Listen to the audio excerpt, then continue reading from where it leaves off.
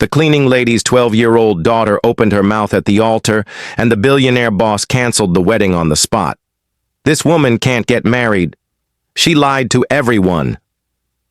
Sophie's crystal-clear voice cut through the sacred silence of St. James Cathedral like a sharp blade, echoing between the marble columns and leaving the 300 high society guests completely paralyzed. Victoria Sterling, the 42-year-old billionaire, slowly turned at the altar, her $50,000 dress whispering against the floor. Her icy eyes met the small figure of a 12-year-old girl, still wearing her public school uniform, standing bravely in the middle of the central aisle of Manhattan's most exclusive church. "Who let this child in here?" Victoria hissed at the security guards, but her voice trembled in a way that everyone noticed. The groom, Richard Blackwood, a real estate mogul, looked confused, glancing between his bride and the unknown girl who had just interrupted the most anticipated wedding of the year. Sophie Davis shouldn't have been there. Her mother, Carmen, had worked as a cleaning lady in Victoria's office for 7 years, always arriving before dawn to clean the 30 floors of Sterling Tower without being seen by the executives. Sophie only knew that world through the stories her mother told her at home, a universe of power, money, and secrets that seemed as distant as another planet. But on that Saturday afternoon, everything changed. Sophie was no longer just the invisible daughter of the invisible cleaning lady. She had discovered something that would turn that dream ceremony into a public nightmare. "Security, get this child out of here immediately," Victoria ordered, but her mask of control was beginning to crack. Tapo. Guests murmured among themselves, cell phones already being discreetly raised to capture the bizarre moment. Sophie took a deep breath, remembering all the nights she had seen her mother crying in her room, believing she was alone. She remembered the documents she had stumbled upon in the briefcase her mother had brought home the week before. She remembered the phone conversation she had overheard Victoria having just 3 days ago, when the billionaire thought the office was empty. "I know who you really are, Mrs. Sterling," Sophie declared, her childish voice contrasting with the adult determination in her brown eyes. "And all these important people need to know the truth before it's too late." The buzz among the guests intensified. Victoria Sterling, who had built an empire on her impeccable image as a philanthropist and ethical businesswoman, felt the ground vanish beneath her feet. How could a 12-year-old child possess information capable of threatening everything she had built? What Sophie had uncovered was far worse than any shady business deal. It was something that could not only cancel the wedding, but also completely destroy the reputation Victoria had spent decades building. And Sophie knew this was the perfect moment to reveal everything in front of journalists, politicians, and the elite who idolized her boss. If you're wondering how a 12-year-old girl managed to uncover secrets capable of bringing down a billionaire, stay tuned. What Sophie was about to reveal would turn that fairy tale ceremony into a scandal no one would ever forget. The security guards hesitated for a few precious seconds, torn between obeying the bride's orders and witnessing a high society scandal unfold in real time. Victoria Sterling noticed the hesitation, and her mask of control began to crack like fine porcelain under pressure. "I said, get that child out of here now!" she shouted, her voice echoing through the cathedral in a way that made the guests in the front row instinctively recoil. Richard Blackwood touched her arm gently, trying to calm her, but Victoria pulled away violently. "Don't touch me. You don't understand what's going on here." Sophie stood her ground in the center aisle, her cheap sneakers contrasting with the red velvet carpet that cost more than her family's annual rent. She knew she only had a few minutes before security would actually take action.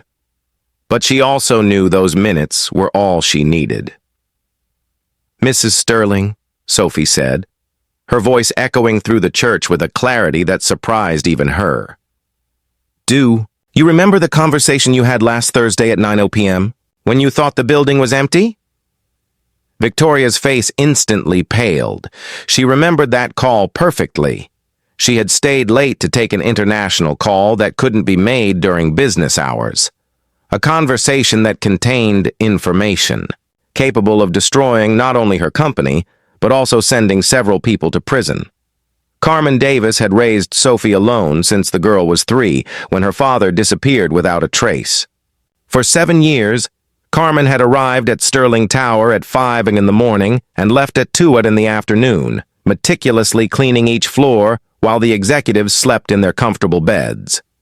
Sophie knew every sacrifice her mother had made: the sore back, the hands cracked by chemicals, the extra shifts on weekends when they needed money for medicine or school supplies. The week before, Carmen had fallen ill with a severe case of the flu that left her bedridden for 2 days. Worried her mother might lose her job, Sophie decided to go to the office on Thursday night to at least do a basic cleaning of the main offices. She had a copy of the key Carmen kept for emergencies and knew the security system well after years of listening to her mother's instructions. That's when everything changed. As Sophie cleaned Victoria's main office on the 30th floor, she heard voices coming from the conference room. Victoria was there talking loudly on the phone, apparently believing she was completely alone in the building. The conversation lasted 47 minutes. Sophie checked her watch several times, fascinated and terrified by what she was hearing. Victoria wasn't just discussing questionable business deals. She was coordinating something much more sinister, an elaborate money laundering scheme, involving fake charities, using her reputation as a philanthropist to funnel millions of dollars from drug cartels through her charitable companies. The dirty money came in through anonymous donations to her foundations, was laundered through fictitious social projects, and came out clean into bank accounts in tax havens. "Are you sure the audit documents were destroyed?" Victoria had asked during the call. "Because if anyone finds out about the connection between the Hope Foundation and the cartel's deposits, we'll all be going to jail for a long time." Sophie had continued cleaning in silence, but her heart was beating so hard that she was sure Victoria could hear it. When the call ended and Victoria left, Sophie waited 20 minutes before moving. Then she did something that would change everything. Using the phone in Victoria's office, she called her mother's cell phone and left a detailed voice message about everything she had heard. But Sophie didn't stop there. In the drawers Carmen always cleaned but never opened, Sophie found a folder marked Confidential, FE, that contained documents confirming everything she had overheard. She photographed each page with her mother's cell phone and saved the images to the cloud. Now, standing in that luxurious cathedral, Sophie watched Victoria try to maintain her composure in front of 300 influential guests, many of whom were authorities who could arrest her on the spot if they knew the truth. "I don't know what you're talking about, young lady," Victoria said, but her voice trembled in a way that even the guests in the back rows noticed. "Security, please remove this disturbed child from here immediately." Sophie smiled, a smile that carried wisdom far beyond her 12 years. "Do you really want me to talk about the Hope Foundation in front of all these important people? Because I recorded everything, Mrs. Sterling, every word." The silence that followed was so absolute that you could hear the buzz of cell phone cameras, capturing the confrontation.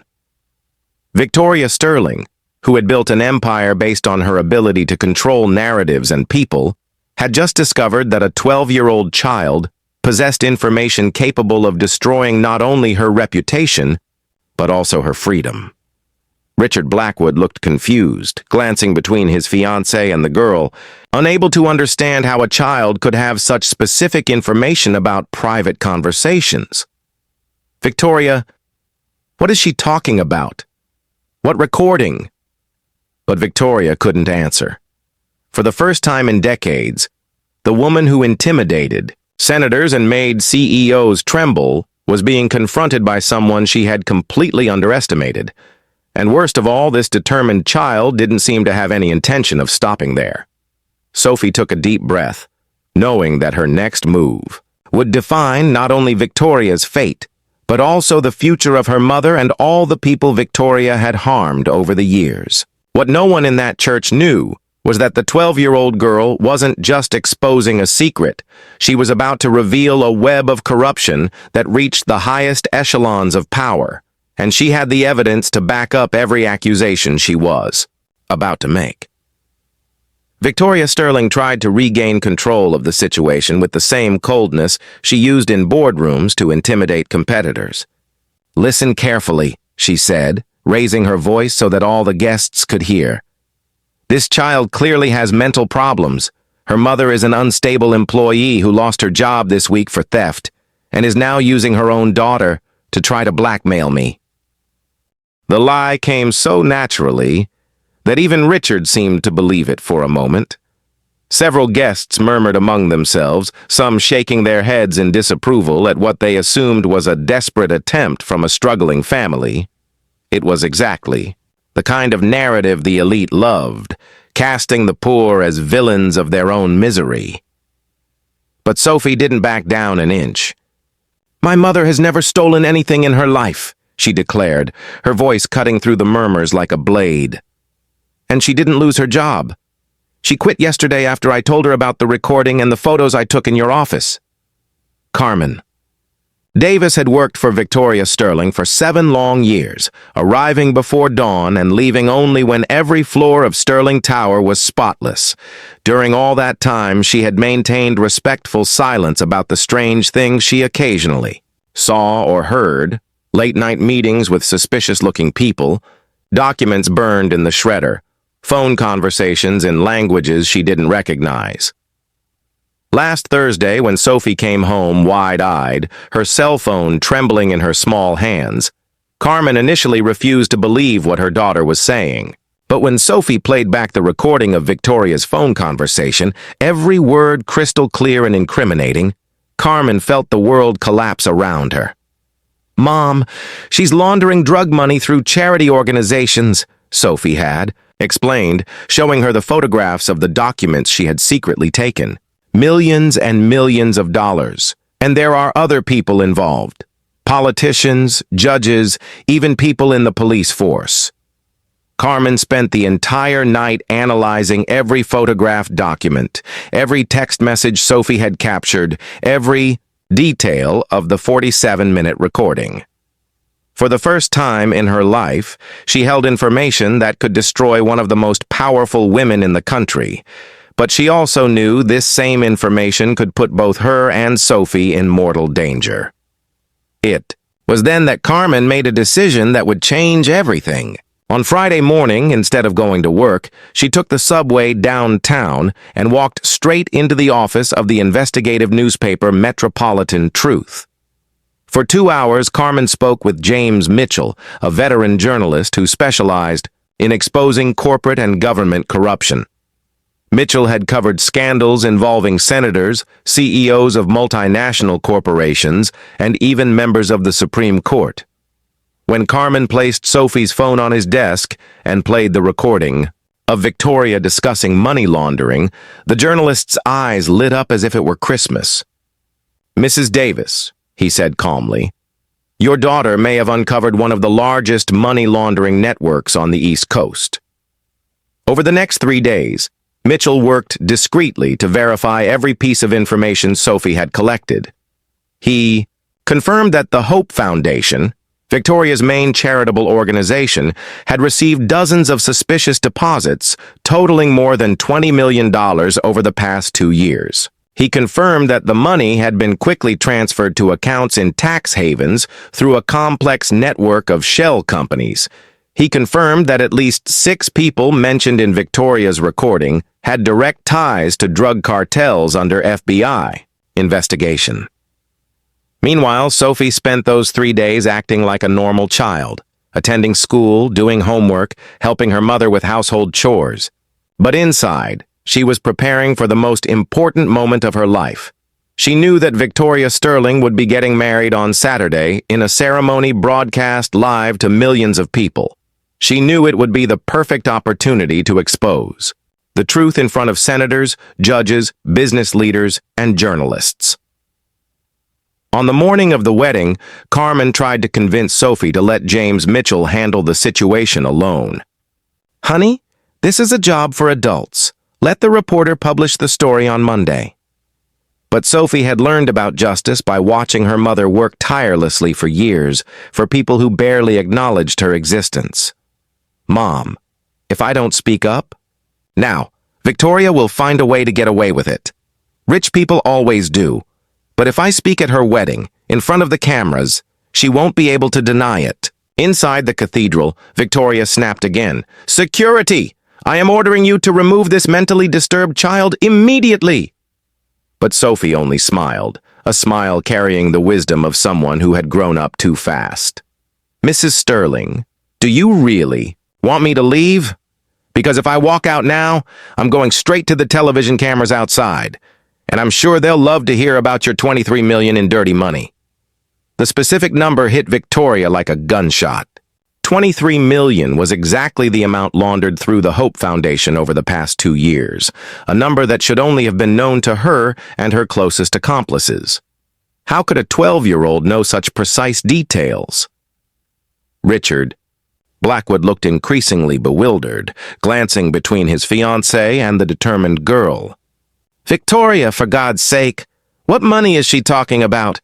$23 million? Victoria felt cold sweat run down her back. Every word Sophie spoke was like a bomb detonating inside her carefully constructed life. But what terrified her most was the growing certainty that Sophie wasn't just making wild accusations. She knew specific details that only someone with access to confidential documents could know. I don't know what this child is talking about, Victoria lied, but her voice trembled noticeably. Someone is clearly manipulating this poor girl to attack me. Sophie tilted her head slightly as though considering her words. Okay, so you won't mind if I show everyone the photos I took of the documents in your office, right? Or if I play the recording of your conversation with the cartel about how to make dirty money look clean through your fake charities? The silence that followed was so absolute you could hear the faint hum of the chandelier lights. Victoria Sterling, who had built an empire on intimidation and control, was being systematically disarmed by a 12-year-old child she had dismissed as invisible. What Victoria didn't know was that Sophie wasn't acting alone. While she spoke at the altar, James Mitchell stood outside the cathedral with a full camera crew, waiting for the perfect moment to begin a live broadcast that would expose not only Victoria, but the entire network of corruption Sophie had uncovered. And, most terrifying of all, Sophie hadn't even revealed half the evidence she carried. The 12-year-old girl Victoria had always ignored, as the cleaning lady's daughter was about to prove that sometimes the most dangerous secrets are discovered by the most innocent eyes. And when those eyes belong to someone who has learned about justice by watching her mother belittled for years, the price to be paid becomes higher than any billionaire could imagine. Victoria Sterling felt her world collapsing when Sophie reached into her school bag and pulled out a small digital recorder borrowed from James Mitchell. Would you like to hear the recording, Mrs. Sterling? I'm sure Mr. Blackwood and all these important guests would love to hear about your dealings with the cartel. No! Victoria screamed, completely losing the composure she had maintained for decades. She lunged toward Sophie, but her own security. Guards restrained her, shocked by the sudden desperation of the woman they had always seen as a symbol of elegance and control. Sophie pressed play, and Victoria's unmistakable voice echoed through the cathedral speakers. Are you sure the audit documents have been destroyed? Because if anyone finds out about the connection between the Hope Foundation and the cartel's deposits, all of us will be going to jail for a long time. The ensuing silence was broken only by the clatter of cell phones hitting the floor and muffled exclamations of horror. Richard Blackwood recoiled as if physically struck, his eyes darting between the recorder in Sophie's hand and his fiancée's distraught face. Keep listening, Sophie said calmly, moving on to the second part of the recording. Victoria's voice continued. The Medi cartel money is coming in on Thursday, $23 million through the Hope Foundation account. We need to transfer it all to the Cayman Islands accounts before anyone notices the pattern. Senator Williams, one of the most prominent guests, stood up abruptly, his face as pale as paper. He had publicly defended Victoria for years as an example of an ethical businesswoman. Now he realized he was sitting in the front row at the wedding of an international criminal.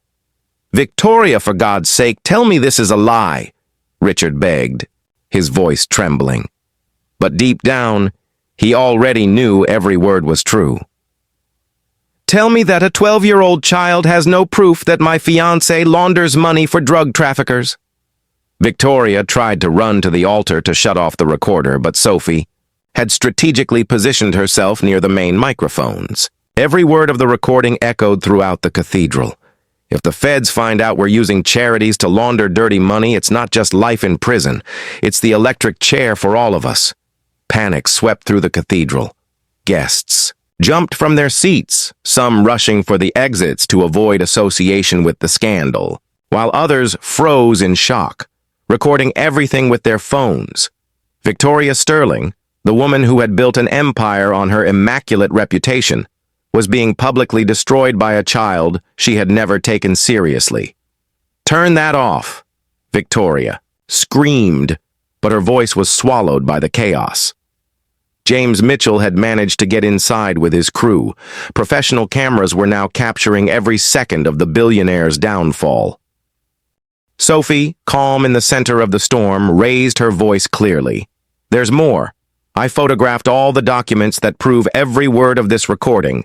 She held up her phone, displaying dozens of photos, signed contracts, bank transfers, and correspondence detailing the laundering scheme. Richard Blackwood grabbed the microphone from the judge who was meant to officiate. "This wedding is canceled," he shouted, his voice echoing through the cathedral like a hammer strike. "I will not marry a criminal." Victoria stumbled toward him, tears smearing her perfect makeup. "Richard, I can explain. It's not what it looks like. That child is lying." But Sophie had already pressed play on a second recording. This time, Victoria's voice was even colder. "With Richard by my side, I'll have senators and judges in the palm of my hand. No one will dare investigate." The Hope Foundation. The impact was devastating. Richard looked at Victoria as if seeing her for the first time. Not only was she a criminal, she had planned to use him as a shield for her crimes. You were going to use me," he whispered, betrayal thick in his voice. "This was all a lie." Victoria collapsed at the altar, her $50,000 gown spreading around her like the broken wings of a fallen angel. "Please, Richard, I can change. We can run away. We can start over." But it was too late. James Mitchell was broadcasting live. Within minutes, the FBI would be alerted, accounts frozen, and arrest warrants issued. Sophie turned off the recorder and stepped toward Victoria. The difference between them surreal. A 12-year-old standing tall, dignified, and in control, while a 42-year-old billionaire lay shattered on the floor. "I didn't do this for revenge, Mrs. Sterling," Sophie said with a maturity that silenced the crowd. "I did it because my mother taught me that when you see something wrong, you have to speak up. Even when it's scary. Even when no one believes you." Victoria looked up, her bloodshot eyes meeting Sophie's. You destroyed my life." Sophie shook her head slowly. "No, ma'am. You destroyed your own life when you chose to launder money for criminals. I just showed everyone who you really are." Sirens wailed outside, growing louder. Within minutes, Victoria would be arrested before the very people who had admired her for decades. Her empire, her reputation, her freedom, all destroyed by a 12-year-old who refused to stay silent in the face of injustice. As Sophie walked calmly toward the exit, holding her mother Carmen's hand, everyone present realized they had witnessed something far greater than a ruined wedding. They had seen the truth, spoken by the most unlikely voice, bring down one of the decade's largest criminal empires. But Sophie Davis's story was only beginning. What no one yet knew was how this moment would not only transform her life, but also inspire millions around the world to find the courage to speak the truth. no matter how powerful those trying to silence them were. 6 months later, Victoria. Sterling wore an orange federal prison uniform, her once perfect nails chewed down by stress. The FBI had frozen all her assets. Sophie's evidence had led to the arrest of 17 people, including 2 senators and a federal judge. Richard Blackwood gave interviews to every major network, publicly thanking the extraordinary courage of the 12-year-old girl who had saved him from marrying a criminal. Victoria's reputation was destroyed beyond repair. No prestigious lawyer would take her case. Her former high society friends pretended not to know her, and her sentence was set at 25 years without the possibility of parole. Carmen Davis never had to clean offices in the early hours of the morning again. The $200,000 reward from the FBI for information on money laundering allowed her to buy her own home and start a cleaning company, employing 15 women from the community who, like her, had always been invisible. Sophie received a full scholarship to the most prestigious private school in Manhattan, offered by Richard Blackwood himself, who became a mentor to the family. James Mitchell won the Pulitzer Prize for his investigation based on Sophie's findings and shared the prize money with the girl who made it all possible. Sophie's story spread worldwide, inspiring both children and adults to report the injustices they witnessed. She received invitations to speak at conferences on civic courage, yet she remained just a 12-year-old girl, doing her homework and helping her mother, now a prosperous businesswoman. Meanwhile, Victoria, sitting in her solitary prison cell, finally understood that she had underestimated the wrong person. The child she once dismissed as the daughter of an invisible cleaning lady had become the voice that destroyed a $23 million criminal empire. Her pride and arrogance had cost her everything. Sophie proved that courage has no age, and that sometimes the most unlikely voices are the ones that change the world. She turned humiliation into heroism, silence into justice, and showed that when someone dares to speak the truth, not even billions of dollars can buy silence. The best revenge is not destroying those who hurt you. It is building something so great that they realize how small they always were. Sophie wasn't seeking revenge. She was seeking justice. And by protecting the truth, she protected thousands of people she didn't even know existed. If this story of courage touched your heart, subscribe to the channel to discover more true stories of people who turned injustice into inspiration. And don't forget to leave a comment about the moment that moved you the most in Sophie's incredible journey.